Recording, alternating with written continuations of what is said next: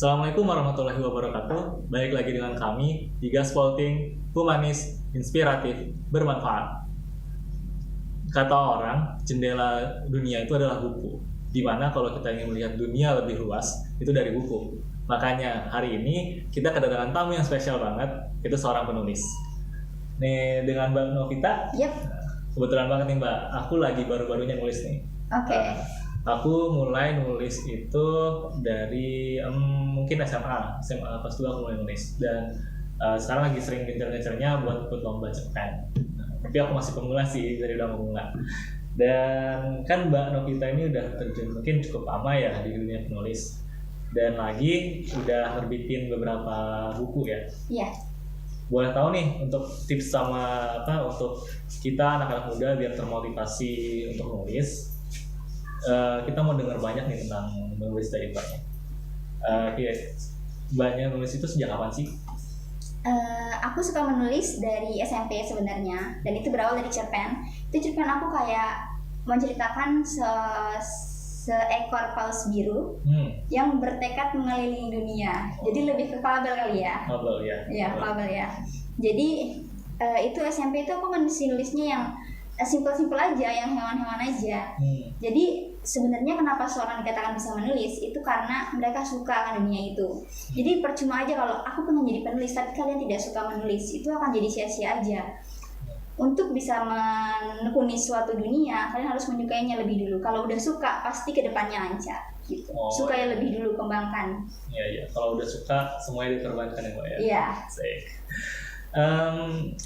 Kalau misalnya nih, aku kan seorang pemula ya, masih di dunia penulisan tuh pemula, dan kadang-kadang suka bosan atau mungkin suka males kadang-kadang. Ibaratnya saya 1 jam nulis, 5 jam lihat HP gitu ibaratnya. Oke. Kira-kira untuk kami yang sering kayak gitu, itu gimana sih tipsnya dari Mbaknya? Sebenarnya itu namanya writer blocks. Oh, writer blocks. Iya, itu sebenarnya normal-normal aja, selama disikapi dengan cara yang baik, dengan cara yang benar. Writer blocks itu datang saat penulis kan kayak kehabisan cerita, kayak buntu idenya, atau nggak ngerti kemana lagi nih mau dibawa ceritanya. Cuma nggak apa-apa, kalian taruh dulu naskahnya, kalian taruh dulu laptopnya, kalian taruh dulu pensilnya, terus kalian alihin ke dunia yang kalian suka juga. Misal kalian suka bersepeda dan menulis, berarti kan nulisnya di vakum dulu nih, di hiatus dulu. Nah, kalian fokus sama sepedanya, jangan dipaksain menulis, karena aku yakin saat writer blocks itu datang terus kalian maksain untuk nulis, itu nggak akan jadi sesuatu yang bagus juga untuk kelanjutan isi ceritanya gitu. Oh gitu. Berapa lama Mbak buat nyelesain? Sekarang sudah punya berapa buku? Sekarang sudah 2 buku yang diterbitkan di Self Publishing Indonesia, dan alhamdulillah itu juga sudah lumayan banyak yang baca. Terus untuk bikin satu, apalagi novel ya? Iya. Novel ya. Novel itu kan kayak saya cerpen aja itu kadang-kadang sebulan 2 bulan gitu kan, kayak selesai. Okay. Cuman untuk seorang Mbak Novita itu gimana sih caranya buat nyelesain satu novel? Mungkin Mbak bisa buat satu bab itu sehari gitu, nggak tahu gimana, mungkin ada rahasianya dari Mbaknya? Rahasianya nggak ada, cuma untuk mengganti pelangi itu novel tertebal saya dan paling lama saya kerjakan, itu mengganti pelangi butuh waktu 1 tahun. Wow, itu 1 tahun. Dengan perubahan mood ya, dengan segala perubahan moodnya. Jadi 1 bulan coba ngerjain, 12 bulannya lagi enggak juga. Masih banyakan moodnya kok kalau 1 tahun itu, soalnya 314 halaman. Nah, dari situ sebenarnya pintar-pintar kita menyikapi writer block sih. Kalau ditanya bagaimana aku menyikapi writer blocks, itu balik lagi aku alihin ke sesuatu yang positif juga dan hal yang aku sukai. Kayak misal aku suka nonton film, berarti aku harus tinggalin dulu laptopnya untuk nonton film-film yang aku suka. Jangan paksain nulis gitu sih. Jadi kayak kalau misalnya pun kamu suka rebahan or lihat feed Instagram, sebenarnya baik tapi jangan terlalu berlebihan please, karena itu udah menjadi budaya ya untuk anak Indonesia sekarang. Kayaknya udah lengkap gitu kalau udah rebahan. Apalagi udah tambah TikTok ya sekarang ya. Iya. Udah joget aja udah bisa joget sendiri. Yakin asli. Emang kayak gitu sekarang. Terus tadi yang pertama bukunya Mengganti Pelangi. Mengganti Pelangi. Yang kedua Labirin Abu-Abu. Labirin Abu-Abu. Boleh tuh ceritain salah satu bukunya itu dapat inspirasinya dari mana, terus juga apa sih pesan dalam bukunya? Ya ini bukan spoiler sih ya, cuman ya kasih tahu dasarnya aja gitu. Oke, Mengganti Pelangi ceritanya agak dark sih menurut aku, karena itu dapat dari pengalaman teman sendiri. Jadi Mengganti Pelangi bercerita tentang pelangi. Itu pelangi itu nama seorang anak. Iya, kebetulan pelangi ini adalah anak yang mengalami broken home. Jadi karena ceritanya dark, aku buat nggak se-dark itu.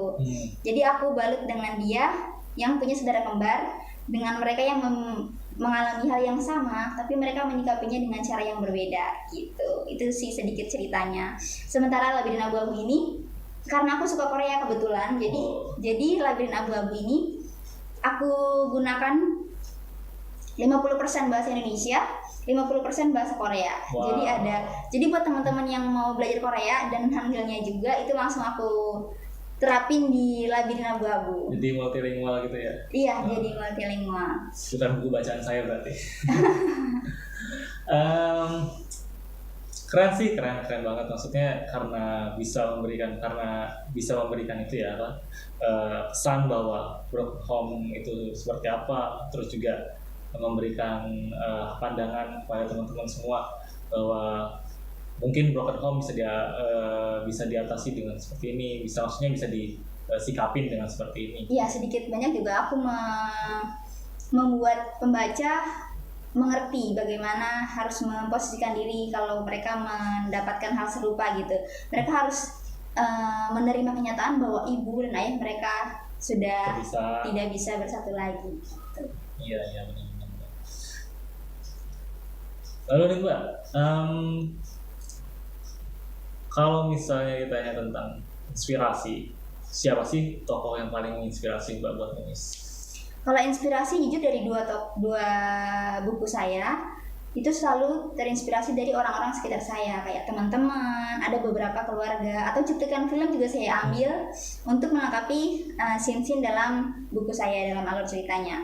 Tapi kalau untuk idola atau penulis buku favorit itu saya punya 3 orang teratas. Jadi buku novel pertama yang saya dapat itu dari adik saya. Dia berikan novel saya ulang tahun, itu 2007, saya masih ingat banget. Itu namanya Kak Wetri Febrina dengan novelnya yang berjudul Love Intrigue. Terus novel kedua itu juga gak kalah bagusnya, itu malah lebih bagus dari novel pertama. Itu judulnya Kau, dengan penulisnya yang bernama Kak Sylvia El Namira. Terus yang ketiga juga kebetulan saya beruntung banget, saya pernah dibalas retweet saya. Oh iya. Iya, sama Kak Rahmania Arunita. Jadi dia itu penulis buku yang udah banyak banget karyanya yang udah difilmkan, seperti Lost in Love dan Evil I'm in Love. Pasti tahu banget dong sama cerita cintanya. Tahu doang. Jujur sih mengesankan banget sih punya passion, terus juga bisa menulis buku kayak gitu. Karena sekarang tuh sekarang tuh kayak banyak banget sih dari anak-anak terutama remaja ya. Kayak aku justru juga dulu itu malas banget baca. Tapi nggak tahu kayak ternyata sekarang tuh lagi push buat baca. Dan juga pertama itu baca komik dan yang bergambar cuma baca dialog doang. Akhirnya coba terjun baca ke novel, cerpen, sampai akhirnya ngebuat kayak gitu. Karena emang kerasa di zaman kita itu kayak semua informasi itu datang dari HP kan. Datang dari HP, terus juga anak-anak muda itu kayak lebih lama di HP daripada memegang setumpuk buku gitu misalnya. Dan walaupun kita tahu ada e-learning, e-book atau segala macam itu kayak mereka lebih banyak ngebaca di feed Instagram gitu. Kayak ibaratnya gini deh, kayak kita lagi ngebaca buku nih, lagi tiduran baca buku, e-book. Terus tahu-tahu ada WhatsApp, ya kita otomatis WhatsAppan dulu dong. Baca lagi, WhatsAppan lagi, kayak jadi nggak fokus gitu. Sehingga menurut aku sih lebih prefer untuk buku yang tebal gitu, misalnya buku secara fisik. Nah, karena aku juga ngerasain kayak gitu, aku rasa juga banyak banget generasi muda sekarang tuh yang minat bacanya kurang. Iya, benar. Nah, itu kalau mbaknya sendiri nanggapin kayak gitu gimana ya?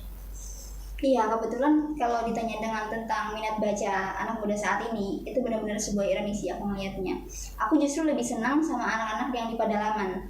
Mereka masih bisa struggle untuk benar-benar cinta sama buku fisik dibanding di sana juga udah susah internetnya ya. Ya, jadi mereka nggak bisa ya apa-apa. Mungkin udah gara-gara struggle jadi mereka lebih cinta untuk buku fisiknya. Tapi justru di bagian itu aku suka banget saat mungkin anak-anak muda di perkotaan harusnya meminimalisir penggunaan internet. Let's say just untuk WhatsApp aja deh gitu. Tapi jangan ke feed-feed yang lain ya, selama itu nggak penting. Let's say Instagram itu kan nggak penting-penting banget, mendingan diganti sama baca buku. Tapi kalau usahain pas baca buku mungkin matiin wifi atau matiin paket data kali ya, jadi nggak ganggu juga waktu baca buku. Benar. Itu untuk lebih membuat fokus terhadap buku yang sedang kita baca. Itu aja sih saran dari aku, semoga bermanfaat. Amin. Ya sih, emang miris gitu. Maksudnya ya karena buku itu adalah dunia kan. Maksudnya kalau misalnya kita mau tahu tentang dunia ya kita harus Lebih sering buka buku gitu kan, kayak Jangan lupa dibaca. Nah, iya jangan buka doang gitu Iya. kan. Kayak Paris yang waktu tadi itu mungkin nyeritain tentang banyaknya suasana di Paris gitu kan. Kayak Iya, ada gimana. banyak sekali. Sebenarnya nggak cuma ceritanya doang ya, tapi di novelnya juga digambarkan Paris itu seperti apa. Kita bisa keliling dunia hanya dengan membaca. buku gitu. Kayak kita tahu dari itu. Karena ya kadang-kadang kita mikir malas baca buku. Padahal ya itu kita bisa tahu banyak hal. Karena kayak misalnya tempat-tempat kayak Paris, di mana sih tempat bagusnya di Paris? Ya mumpung lagi nggak ada duit gitu kan, ya bacalah Iya, buku. baca Gitu. buku. Nanti kalau ada duit baru, saya mau ke Parisnya langsung. Nah, kemarin tuh baca buku ini bagus nih tempatnya, kesini lah. Gitu. Kalau misalnya ada duit sih, Iya, betul. karena belum ada, jadi beli bukunya aja dulu. Iya. Nah, gitu tadi mungkin ada sedikit dua patah kata dari Mbak Novita nih sebagai seorang penulis untuk teman-teman kita yang mungkin baru nulis nih, atau yang kayak aku lah yang baru mulai membaca atau baru mulai menulis, kira-kira apa nih?